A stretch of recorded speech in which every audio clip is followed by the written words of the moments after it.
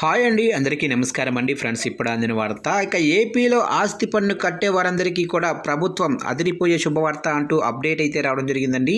అయితే ఇందుకు సంబంధించిన పూర్తి వివరాలు అయితే మన వీడియోలో తెలుసుకుందామండి. ఆ శుభవార్త ఏంటి అనేది వీడియో మాత్రం పూర్తి వరకు చూడండి ఫ్రెండ్స్, అప్పుడే మనకి పూర్తి సమాచారం అయితే తెలుస్తుంది. ఇక లేట్ చేయకుండా టాపిక్లోకి వెళ్ళిపోదాము. ఇక ఆంధ్రప్రదేశ్ ప్రభుత్వం ప్రజలకు బంపర్ ఆఫర్ ప్రకటించింది. రాష్ట్ర వ్యాప్తంగా మున్సిపాలిటీలు, కార్పొరేషన్లలో ఆస్తి పన్ను బకాయిలపై వడ్డీలో 50% రాయితీ ఇస్తుంది. ఈ నెలాఖరులోగా ఆస్తి పన్ను బకాయిలను కనుక చెల్లిస్తే ఆ బకాయిలపై విధించే వడ్డీలో ఏకంగా 50% రాయితీ ఇవ్వాలని ప్రభుత్వం ఉత్తర్వులు జారీ చేసింది. మొన్నటి వరకు రాష్ట్ర వ్యాప్తంగా మున్సిపాలిటీలు, కార్పొరేషన్లు ఈ బకాయిలను వడ్డీతో సహా వసూలు చేసేవి.